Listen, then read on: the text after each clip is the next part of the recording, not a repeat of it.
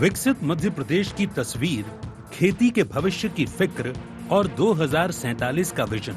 भोपाल में मुख्यमंत्री डॉक्टर मोहन यादव ने एक ही दिन 2 बड़े मंचों से विकास और कृषि का डबल विजन पेश किया। कुशाभाऊ ठाकरे अंतर्राष्ट्रीय सभागार में आयोजित समृद्ध मध्य प्रदेश 2047 राज्य स्तरीय कॉन्क्लेव में मुख्यमंत्री ने प्रदेश को विकसित और आत्मनिर्भर बनाने का रोड मैप सामने रखा। उन्होंने कहा कि मध्य प्रदेश के लिए चुनौती भी है और अवसर भी। स्किल नई करेंसी और इनोवेशन नई इकोनॉमी है। एमपी को मैन्युफैक्चरिंग प्रदेश से ग्लोबल मैन्युफैक्चरिंग हब बनाने, एआई, रिसर्च, पेटेंट और उद्यमिता को बढ़ावा देने पर जोर दिया। वहीं रविंद्र भवन में आयोजित कृषि नवाचार संवाद में मुख्यमंत्री ने युवाओं और कृषि विद्यार्थियों से संवाद किया। किसान परिवार से अपने जुड़ाव और खेती के अनुभव साझा करते हुए उन्होंने कृषि को नई तकनीक और नवाचार के जरिए लाभ का धंधा बनाने पर जोर दिया। फूड प्रोसेसिंग, वेयरहाउस, कृषि उद्योग और पशुपालन को युवाओं के लिए नए अवसरों से जोड़ने की बात कही। समृद्ध मध्य प्रदेश 2047 का रोड मैप, स्किल नई करेंसी, इनोवेशन नई इकोनॉमी, सीएम। एमपी को ग्लोबल मैन्युफैक्चरिंग हब बनाने का लक्ष्य, रिसर्च, एआई और पेटेंट पर फोकस। कृषि नवाचार को लेकर सीएम का युवाओं से संवाद। सीएम ने युवाओं के सवालों पर खुलकर दिए जवाब। एमपी के लिए सीएम डॉक्टर मोहन का बड़ा विजन। संभाग, जिला स्तर पर होंगे कृषि नवाचार संवाद कार्यक्रम। खेती को लाभ का धंधा बनाने पर जोर। फूड प्रोसेसिंग और पशुपालन पर फोकस। दूध उत्पादन में एमपी को नंबर 1 बनाने का लक्ष्य। आज के समय में जब हमारे लिए स्किल नई करेंसी है और इनोवेशन नई इकोनॉमी है, ऐसे समय में हमारे संस्थानों को कौशल, शोध, नवाचार, उद्यमिता का केंद्र बनाने की आवश्यकता है और पब्लिकेशन से पेटेंट तक, पेटेंट से प्रोटोटाइप तक, प्रोटोटाइप से इंटरप्राइजेस की इकोनॉमी और नॉलेज वैल्यू चेन की स्थापना करने के लिए हमको संकल्पित होना पड़ेगा। अब खेती किसानी के साथ साथ उसकी और नए तकनीक के आधार पर क्या लाभ मिल सकता है। जैसे अगर व्यवसाय करना है तो वेयरहाउस बना सकते हैं, फूड प्रोसेसिंग यूनिट बना सकते हैं। आप में से फसल उत्पादन को लेकर के इंडस्ट्री डालना चाहे तो इंडस्ट्री डल सकती है। अभी देश के अंदर अपने राज्य में दूध उत्पादन भारत में 3रे नंबर पे मध्य प्रदेश से होता है और हमने एनडीडीबी के माध्यम से एमओयू किया और एमओयू करके एक चुनौती ली है कि ये दूध के उत्पादन में मध्य प्रदेश देश में नंबर 1 20% तक हम दूध उत्पादन करेंगे। इस टारगेट पे आगे चल रहे हैं। अब ये तो आप भी जानते हो कि हमारी फसल लगाते तो फसल तो एक समय के बाद उसकी उत्पादन की लागत या आमदनी होगी, लेकिन रोज नगद करना है। तो जैसे हमारे पास सब्जी भाजी या बाकी चीज लगाते हैं उसी प्रकार से दूध उत्पादन से रोज नगद होता है। तो पशुपालन को लेकर के भी हमारी सरकार लगातार काम कर रही है। उधर कांग्रेस सरकार के किसान कल्याण के दावों पर सवाल खड़े कर रही है। कांग्रेस नेताओं ने आरोप लगाया कि सरकार संवाद और प्रचार के जरिए किसानों की आय बढ़ाने के दावे तो कर रही है, लेकिन जमीन पर किसान अब भी परेशान हैं। कांग्रेस ने मंडियों में मूलभूत सुविधाओं की कमी, किसानों को उनकी उपज का उचित एमएसपी नहीं मिलने और खाद की उपलब्धता से जुड़े संकट को लेकर सरकार को घेरा है। कांग्रेस का कहना है कि किसानों के लिए केवल संवाद और घोषणाएं नहीं, बल्कि उनकी समस्याओं का जमीनी समाधान जरूरी है। एक कृषि से संबंधित है किसानों के साथ में। किसानों की समस्या पर तो कोई चर्चा हुई नहीं। वो युवा जो वर्ग के लोग थे वो स्टूडेंट थे, उसमें कहीं खेती करने वाले लोग ही नहीं थे, खेती के बारे में कोई आइडिया ही नहीं था। किस तरह का वो है, सिर्फ कागजी जो लिखा पढ़ी कार्रवाई होती है उस पर चर्चा हुई है। लेकिन हकीकत तो किसान की समस्याएं हैं, उसकी फसलों की समस्याएं हैं, उसके समर्थन मूल्य की समस्याएं हैं। किसानों की आज फसलें चौपट होने की स्थिति आ रही है, उनके पानी फसलें चौपट हो रही है, उसके बारे में कोई चर्चा नहीं थी। नवाचार से भी खाना पूर्ति करने का काम मुख्यमंत्री जी का करते रहे, इससे होता कुछ नहीं। बहरहाल बीजेपी 2047 के समृद्ध मध्य प्रदेश का विजन लेकर आगे बढ़ रही है, तो कांग्रेस किसानों की मौजूदा चुनौतियों को लेकर सरकार को जमीनी समाधान की याद दिला रही है। सियासी मतभेदों के बीच अगर सरकार का विजन और विपक्ष के सुझाव मिलकर किसान, युवा और प्रदेश के विकास की दिशा तय करें, तो यही स्वस्थ लोकतंत्र और समृद्ध मध्य प्रदेश की मजबूत नींव बन सकती है। Bureau report IND24।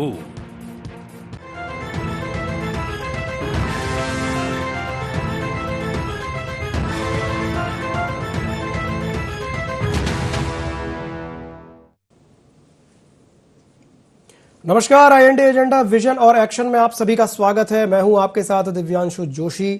तो चर्चा को देंगे विस्तार, लेकिन उससे पहले एक नजर डालते हैं क्या है आज के एजेंडा पॉइंट्स। सीएम के कृषि नवाचार संवाद के क्या है मायने, कितनी कारगर होगी युवाओं को खेती से जोड़ने की पहल, बीजेपी के विकास विजन पर कांग्रेस क्यों उठा रही है सवाल, किसानों के मुद्दे पर हो रही सियासत कितनी जायज। तो मुख्यमंत्री डॉक्टर मोहन यादव ने एक ही दिन में 2 बड़े मंचों से विकास और कृषि का डबल विजन पेश किया। कुशाभाऊ ठाकरे अंतर्राष्ट्रीय सभागार में आयोजित समृद्ध मध्य प्रदेश एट 2047 राज्य स्तरीय कॉन्क्लेव में मुख्यमंत्री ने प्रदेश को विकसित और आत्मनिर्भर बनाने का एक रोड मैप सामने रखा। उन्होंने कहा कि भाई कृषि में नवाचार की आवश्यकता है, नवाचार को लेकर के सरकार तरह तरह के कदम उठा रही है। मध्य प्रदेश के लिए चुनौती भी है, अवसर भी है। स्किल नई करेंसी है और इनोवेशन नई इकोनॉमी है। हालांकि कांग्रेस इससे इत्तेफाक नहीं रखती और कांग्रेस का कहना यह है कि भाई नवाचार ठीक है, आप कर रहे हैं, करते रहे, उससे कुछ होना जाना नहीं है, ऐसा कांग्रेस का कहना। इसी विषय को लेकर के आज हम चर्चा करेंगे। कुछ खास मेहमान हमारे साथ चर्चा में शामिल हो रहे हैं, आपका परिचय करा देते हैं। हमारे साथ चर्चा में जुड़ रहे हैं प्रकाश सक्सेना जी, वरिष्ठ पत्रकार हैं। प्रकाश जी, आपका स्वागत है IND24 में। हमारे साथ जुड़ रही हैं स्पर्श चौधरी जी, प्रवक्ता है मध्य प्रदेश कांग्रेस की। स्पर्श जी, आपका भी स्वागत है IND24 में। और हमारे साथ जुड़ रही हैं गुंजन चौकसे जी, मीडिया पैनलिस्ट है मध्य प्रदेश भारतीय जनता पार्टी की। गुंजन जी, आपका भी स्वागत है IND24 में।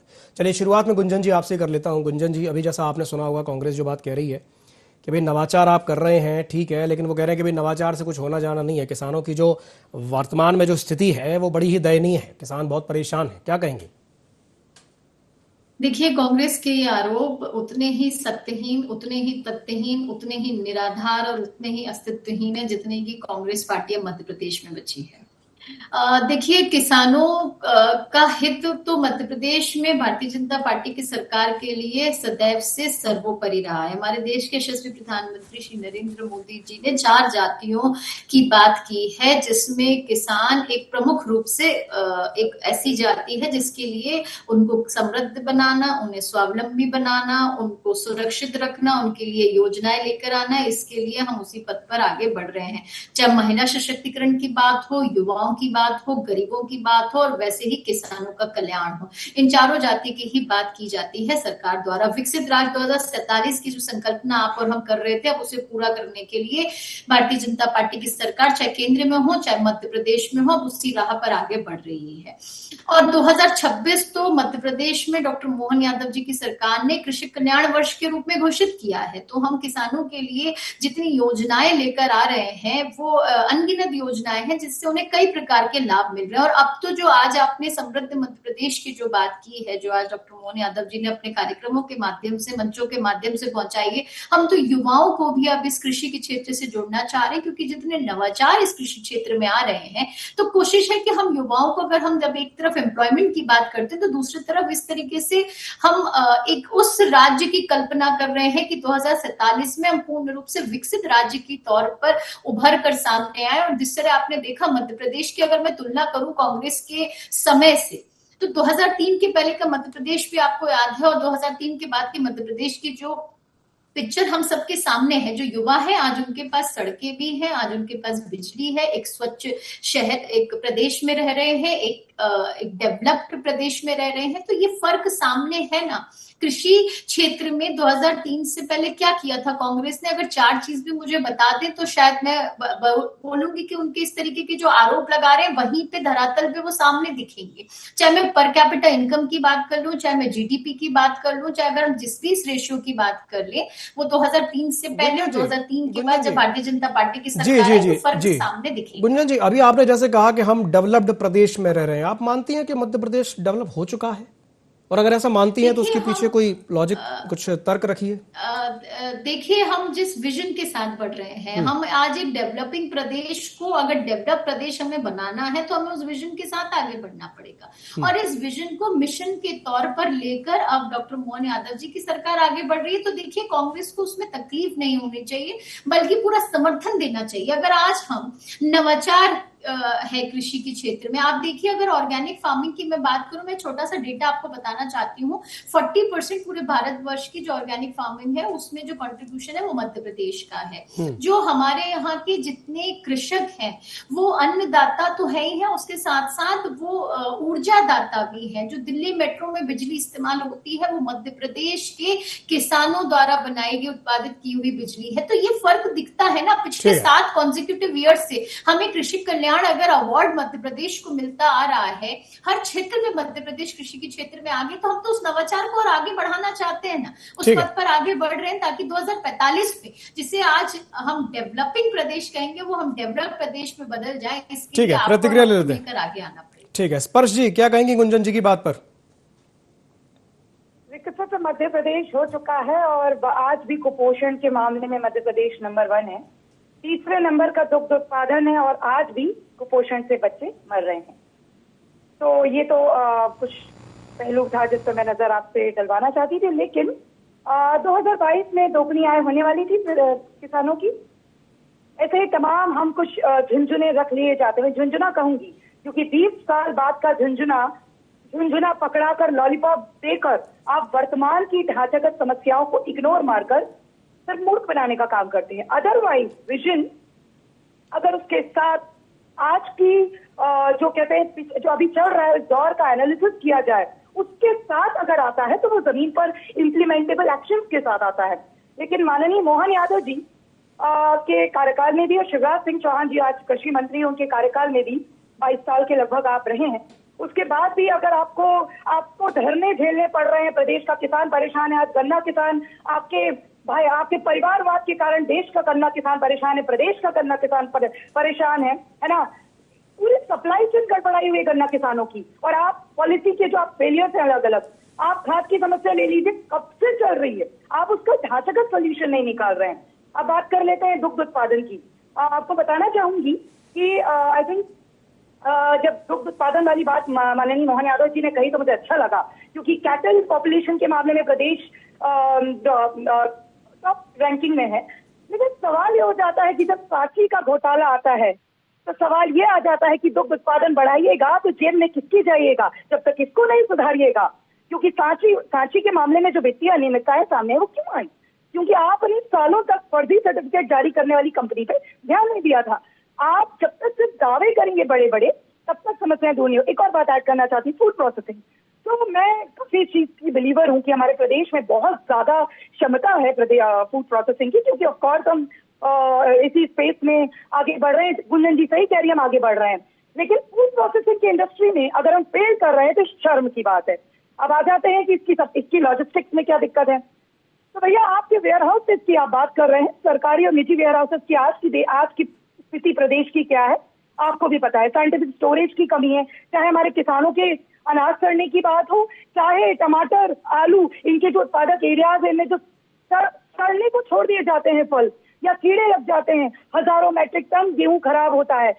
ये बाय द वे आप इसे कांग्रेस बीजेपी जरूर कहें, कांग्रेस जब सवाल उठाती है ना कि आप सिर्फ विजन दे रहे हैं, जमीन पे कुछ नहीं कर रहे, तो तथ्यात्मक आंकड़े वाली चीज है। कांग्रेस बीजेपी गुंजन जी करें क्योंकि उन्हें तथ्यों से वास्ता नहीं है। एक और बात मैं करना चाहती हूँ, कोल्ड स्टोरेज हाउसेस की हम बात करें, वेयर हाउसेस की लाइन में दूध उत्पादन आप कर रहे हैं और कोल्ड हाउसेस नहीं है, रेफ्रिजरेटेड वेंट्स नहीं है, खराब होंगी। दुग्ध उत्पादक जो समुदाय है वो परेशान होगा। ऐसी तमाम समस्याएं हैं, चाहे हमारे पशुओं के चारे की लागत बढ़ना हो, पूरा एग्रीकल्चर सिस्टम ढांचेगत रिन्यूअल की मांग कर रहा है। मंडी के इंफ्रास्ट्रक्चर को ले लीजिए आप बताइए, अगर आप कृषि कर्मण अवार्ड जीत रहे हैं, अगर आप कृषि बड़े बड़े अपने को नाम दे रहे हैं, नॉमेनक्लेचर में तो बड़ा टॉपर है ये सरकार और भारतीय जनता पार्टी, तो मैं आपसे सवाल पूछना चाहती हूँ कि आखिर किसान सड़कों पर क्यों है? ऐतिहासिक रूप से किसान आपके पास चल के क्यों आ रहा है, क्यों नग्न प्रदर्शन कर रहा है? तो मेरा मानना ये है कि माननीय मोहन यादव जी ने जो विजन पेश किया है, मुझे उससे कोई दिक्कत नहीं है। मैं सिर्फ क्योंकि मैंने तथ्यात्मक काम किया है और स्किलिंग और इनोवेशन शब्द का भी उल्लेख मोहन यादव जी ने किया। स्किलिंग में कैग रिपोर्ट क्या कह रही है वो भी देख लीजिए। मैंने जमीन पर काम किया, खुद प्राइवेट ITI बंद करवाई है जो सिर्फ कागज पे थी। और इनोवेशन के नाम पर आपका जो जमीन आपने चेंजेस किए, no doubt single window clearance लाए, लेकिन जमीन पर कितने लोगों को इसका फायदा मिल रहा है ये किसी आम इंसान से पूछे। इसके भी आंकड़े हैं, समय का अभाव नहीं तो मैं आपको एक आंकड़ों पर ले चलती। ठीक है, अगले राउंड में आपके पास आऊंगा। ठीक है गुंजन जी आपके पास भी आऊंगा। प्रकाश जी से एक टिप्पणी लेने फिर आपके पास आते हैं। जी आ रहा हूं आपके पास भी आ रहा हूं। प्रकाश जी से एक टिप्पणी हो जाए फिर आपके पास आता हूं। प्रकाश जी, ये कहा जाता था ना कि चमक रहा खुशियों का चंदा, खेती बन रही लाभ का धंधा। आपको लगता है कि खेती लाभ का धंधा बन पाई है क्या?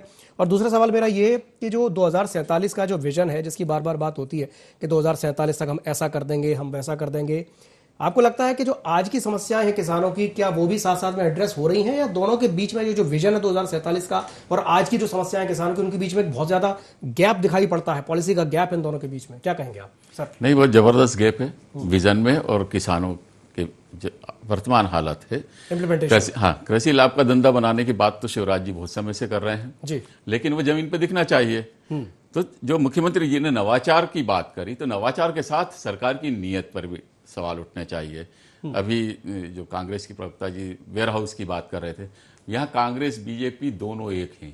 यहाँ जो पॉलिसीज बनती हैं बड़े लोगों के लिए बनती हैं, उसके लाभ, जो लाभ बड़े लोगों के लिए बनता है वो नीचे किसानों तक नहीं जाता है। किसानों को यदि कुछ दे भी रहे हैं तो उससे कई गुना उसकी लागत बढ़ा दी जाती है। उसको अब व्यवसाय बनाना चाह रहे हैं कृषि को, लेकिन वो अपनी एमएसपी तय नहीं कर पाता। वो अपना प्रोडक्ट, बाकी व्यवसाय अपनी एमएसपी तय करते हैं पर किसान नहीं कर पाता, उसकी लागत लगातार बढ़ रही है। अब मैं नियत पे आ जाऊं, अभी 2-3 विधायकों के वेयर हाउस पे छापे पड़े थे, आपने खबर देखी हो। वो एक कांग्रेस के थे, एक बीजेपी के थे। मैं लगातार शपथ पत्रों का निरीक्षण कर रहा हूं और एडीआर की 2-3 साल पहले रिपोर्ट भी आई थी कि मध्य प्रदेश में 5 साल में दुगनी तिगनी आय हो रही है विधायकों की, और उसमें कांग्रेस के विधायकों की ज्यादा है ना। तो इसलिए कांग्रेस बीजेपी नहीं, यहाँ नियत पे। अभी एथेनॉल की फैक्ट्रीज की जो लिस्ट आई है उसमें ज्यादातर नेताओं के या नेताओं के पुत्रों के हैं या उनसे कनेक्टेड लोगों के वो हैं। बिल्कुल। अब आप देखिए उसके लिए पॉलिसी ऐसी बन रही, नाबार्ड उनको करोड़ों लोन दे रहा, उनको सब्सिडी भी मिल रही है। ये फैसिलिटी का किसानों को नहीं मिल सकती कि वो अपने छोटे वेयर हाउस ही अपने खेत में बना लें और उनको वही उसी तरह का ऋण मिले और उसी तरह की सब्सिडी मिले, या वहां की गांव में कोऑपरेटिव्स है वो वेयर हाउस बनाए और वो जो उन लोगों को लाभ रहा। अब आप ये लोग घाटे में क्यों नहीं जाते विधायक या ये जो नेतागण जो है?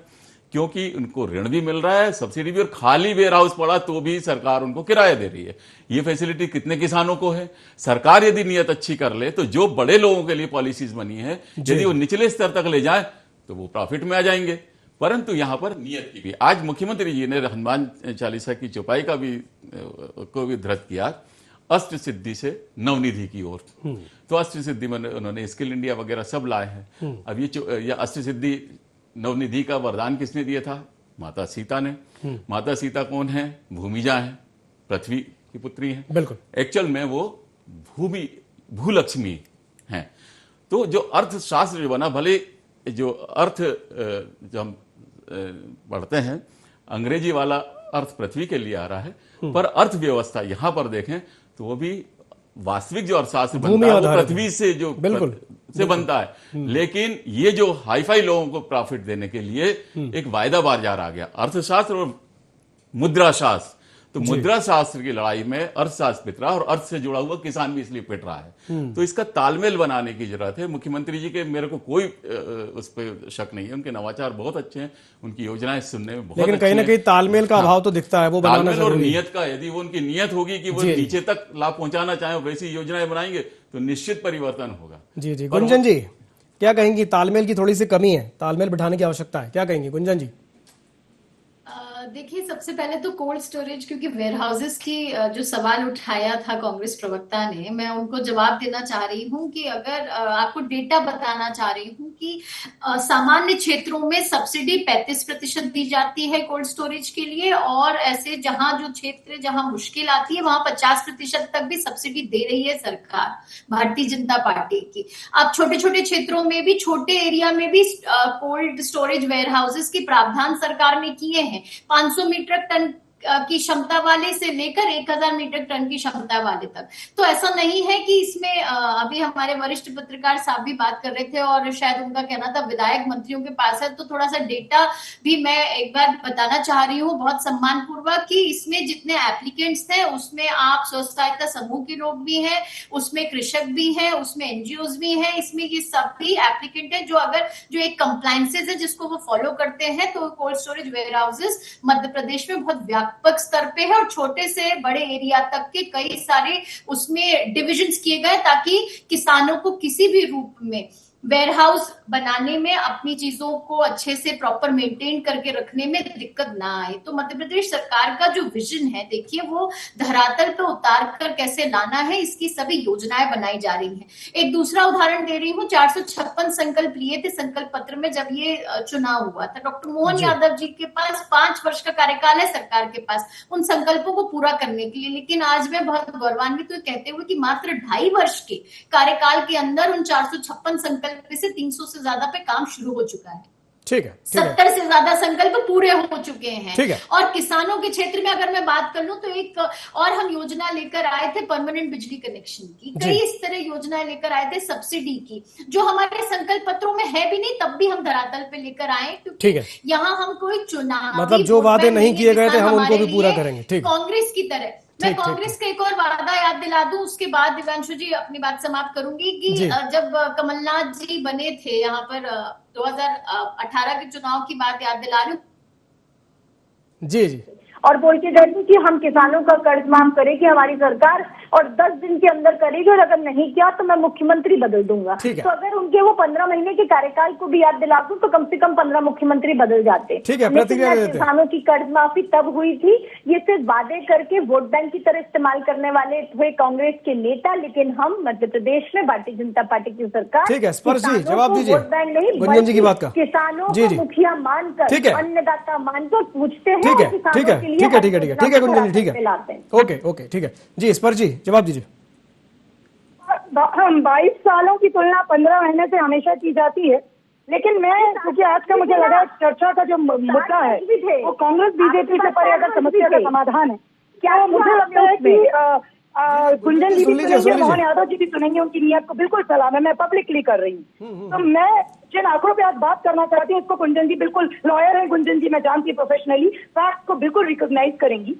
तो स्किल इंडिया जो मिशन की हम बात करते हैं, एग्रीकल्चर सेक्टर में स्किल लगता है और भी कई पिलर्स की उन्होंने बात की। तो स्किल इंडिया मिशन में से लेकर एग्रीकल्चर की हमने बात की, सब जगह पर एक समस्या सामने आती है कि जो दावे किए जाते हैं वो भी जमीन पर होता है। कैट की रिसेंट रिपोर्ट कहती है, आज तक इस पे स्टिंग ऑपरेशन हुए, मंत्रालय से पूछा गया कि प्रधानमंत्री कौशल विकास योजना, इस पे मैंने 2 साल काम किया भारत सरकार के साथ, इसलिए बता रही हूँ, और ये आंकड़े अभी के हैं कैट के, कि जमीन पर प्लेसमेंट सेंटर 30% बंद है। आप इनोवेशन की बात करते हैं, तो हमारा सवाल इस नियत के पीछे के होमवर्क की मिसिंगनेस पर है। इफ इट इज एब्सेंट तो आप आगे जो करने वाले उस पर कांग्रेस बीजेपी कर लीजिए गुंजन जी, लेकिन विपक्ष सवाल पूछेगा, जनता प्रदेश का किसान धरना देगा। और हाँ, युवा किसानी या खेती में क्यों नहीं आ रहे, ये आपको सोचना चाहिए, क्योंकि जिस प्रदेश में रोजगार की इतनी कमी हो, रोजगार नहीं दिए जा रहे हो, जिस प्रदेश में यूनिवर्सिटीज में अगर इन्वेस्टमेंट करोड़ों का हो रहा हो, उसके बावजूद अगर युवा किसान से भाग रहा है तो खेती किसानी लाभ का सौदा, लाभ का प्रोफेशन नहीं बन पाई है। तो मैं पूछना चाहती हूँ आपसे, कहना चाहती हूँ कि क्या आप दिल पर हाथ रखकर मोहन यादव जी ये देखना चाहेंगे कि क्या छोटे मंझले आखिरी किसान तक आपकी योजना पहुंचेगी, या फिर से जैसे दुग्ध उत्पादन का फायदा कुछ लोगों को तो नहीं हो रहा है करप्शन के कारण, उससे लेकर स्किलिंग में प्लेसमेंट जो मिसिंग है, तो रोजगार नहीं सृजन हो रहा है। MOUs हो जाती है ग्लोबल इन्वेस्टर समिट में, लेकिन वो जमीन पर नहीं आ पाती हैं। आप सिर्फ समिट करके डिबेट हम लोग करते रह जाते हैं, आप और मैं सिर्फ डिबेट ही करते रह जाते हैं। अब क्योंकि मैंने ITI के साथ जब काम किया तो मुझे बहुत दुख होता था, क्योंकि ITI कोई हमने कांग्रेस बीजेपी में करना नहीं चाहती, ITI सरकार ने बनाई है। तो जमीन पर ITI जैसा ढांचा क्यों फ्लॉप हो गया? क्यों प्राइवेट जो बच्चे ITI से निकलते हैं उनको उद्यम नहीं लेना चाहते? उद्यम क्रांति स्कीम लाई गई थी प्रधानमंत्री जो मुख्यमंत्री की। जी, बहुत अच्छे सवाल आपने उठाए हैं स्पर्श जी। जी, काफी अच्छे सवाल आपने उठाए हैं। रिजेक्ट हो जाती है ठीक जो एप्लीकेंट्स उनकी स्टार्टअप एप्लीकेंट्स की क्यों हो जाती है? क्योंकि उनके पास कोलेटरल नहीं है। जी ठीक है, प्रकाश जी के पास जाना चाहूंगा। प्रकाश जी, एक सवाल मेरा आपसे रहेगा, क्योंकि युवाओं को भी जोड़ने की बात यहाँ पर आई है कि भाई ये जो आज संवाद हुआ है उसमें कृषि नवाचार संवाद में युवाओं को खेती से जोड़ने की कोशिश की गई है। आप इसे एग्रीकल्चर की जो स्ट्रक्चरल प्रॉब्लम्स हैं उनके समाधान के तौर पे देखते हैं, या एक कॉम्प्लीमेंट्री कोशिश के तौर पे देखते हैं कि नहीं भाई साथ में चलो युवाओं को जोड़ दिया तो इससे कुछ लाभ मिलेगा? क्या कहेंगे आप? नहीं, इसमें मुख्यमंत्री जी ने यह भी कहा कि आज यदि किसी से खेती करने का कहो तो खेती करने से मना कर देता है। आज उनके संवाद में ये भी उन्होंने कहा, तो ऐसा क्यों हो रहा है? जी, यदि उनके मन में सवाल आया है तो उनके पास इसके जवाब भी होंगे कि खेती से मोह भंग क्यों हुआ, कारखाने शहरों में बने तो पलायन शहरों की तरफ हुआ, लेकिन पिछले नोटबंदी से लेकर लगातार जो कोरोना काल के बाद से वहां रोजी रोटी उनको नहीं मिल पा रही, तो वापिस वो गांव की ओर आ रहे हैं। तो अब ऐसे में ठीक है जो परिस्थितियां रही हैं, पर यदि वो मुख्यमंत्री जी यदि इस पे काम कर रहे हैं तो इसमें कोई दिक्कत नहीं। यदि उन्होंने अभी आपने एक डिबेट की थी पिछले कुछ दिनों में एनालॉग पनीर पर जो प्रतिबंध लगाया था, तो अब डिमांड है, दूध की डेयरी प्रोडक्ट की डिमांड है और उन्होंने कहा कि गोपालन को बनाएंगे, तो वो उसको किस तरह से प्लान करते हैं। लघु सीमांत कृषकों को यदि वो फैसिलिटेट करेंगे जिन पे कम जमीन है, तो वो साथ में उन्होंने ये भी कहा ना, सब्जी जो रोज आप बेच सकते हो, दुग्ध उत्पादन यदि रोज करेंगे तो उससे होगी और उससे शुद्धता की ओर भी हम चलेंगे उस शुद्धता की दिशा में। तो ये बहुत अच्छी योजना, मैं क्या कह रहा हूं, उनके नवाचार की तो बहुत तारीफ करता हूं कि बहुत अच्छी योजनाएं ला रहे हैं, लेकिन क्या वो निचले स्तर तक ईमानदारी से पहुंच पाएगी? क्योंकि अभी मैंने जो वेयर हाउस और वगैरह की बात करी थी, तो गुंजन जी ने विधायकों के इस पर कहा, मैं उनको बता दूं कि पब्लिक रिप्रेजेंटेशन एक्ट के अंतर्गत कोई भी विधायक या एमपी संबंधित सरकार से कोई एग्रीमेंट या कोई बिजनेस नहीं कर सकता। आप शपथ पत्रों की जांच करेंगे तो बहुत कुछ। ये सिर्फ इसलिए मैं उठा रहा हूं, मैं और कोई मंतव्य नहीं मेरा। कारण क्या होता, जो गवर्नमेंट मनी बहुत इजी मनी होती है, आपको गवर्नमेंट से कोई काम चालू हो जाए तो आपका आराम से पेमेंट आता रहेगा। बिजनेसमैन किसी पर टैक्स नहीं लगा सकता, उसको जमीन पर कंपटीशन फेस करना पड़ रहा है। तो इस संविधान में नियम भी इसीलिए बनाए गए थे कि वो सेंट्रलाइज नहीं, आय के संसाधन सीमित लोगों के हाथ में सेंट्रलाइज नहीं हो, उसका डिसेंट्रलाइजेशन होना चाहिए। इसलिए सिविल सेवा आचरण नियम या पब्लिक रिप्रेजेंटेशन एक्ट वगैरह इसलिए बनाए गए थे। तो चूंकि उस पर गड़बड़ियां हो रही हैं, तो सर मैं सिर्फ उनके संज्ञान में लाना चाह रहा हूं कि इस पर निगरानी रखें और वो डिसेंट्रलाइज करें आय के संसाधनों, ताकि जो एक ही जगह संपत्ति जमा हो रही है वो आम जनता तक ही पहुंचे। बिल्कुल, इम्प्लीमेंटेशन की बात है कि इम्प्लीमेंटेशन प्रॉपर तरीके से हो, ये बहुत ज्यादा जरूरी है।